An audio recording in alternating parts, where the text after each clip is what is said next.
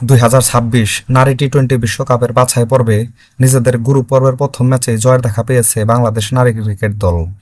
নিজেদের প্রথম ম্যাচে যুক্তরাষ্ট্র নারী ক্রিকেট দলকে 21 রানে হারিয়েছে বাংলাদেশ নারী ক্রিকেট দল। ম্যাচে প্রথমে টসে হেরে ব্যাট করতে নেমে ভালোই শুরু করেছিলেন দিলারা আক্তার ও জোয়াইরিয়া ফেদরোস।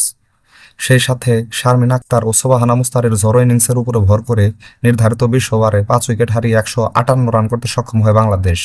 দলের হয়ে সর্বোচ্চ 63 রান করেন শারমিন আক্তার। এছাড়া সোবাহানা মুস্তারি 32 রান ও 17 রান করেন দিলারা আক্তার ও জোয়াইরিয়া ফেরদৌস।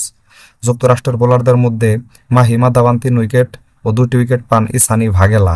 159 রানের টার্গেটে ব্যাট করতে নেমে শুরুটা ভালোই করেছিলেন যুক্তরাষ্ট্রের দুই ওপেনার ডিংরা ও প্যাগিডিয়ালা।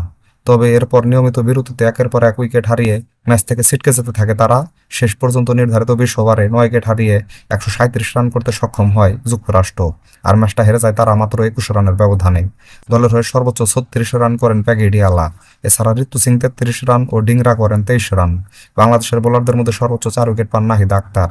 এছাড়া ঋতুমণি 3 উইকেট ও 2টি উইকেট পান রাবেয়া খাতুন। এই ম্যাচে জয় পাওয়ায় এক ম্যাচে 2 পয়েন্ট নিয়ে পয়েন্ট টেবিলের শীর্ষে অবস্থান করছে বাংলাদেশ। নিজেদের গ্রুপ পর্বের পরবর্তী ম্যাচে আগামী 20 জানুয়ারি সকাল 9টা 15 মিনিটে পাপুয়া নিউ গিনির বিপক্ষে মাঠে নামবে বাংলাদেশ। তো বন্ধুরা, ভিডিওটা ভালো লাগলে একটা লাইক দিন।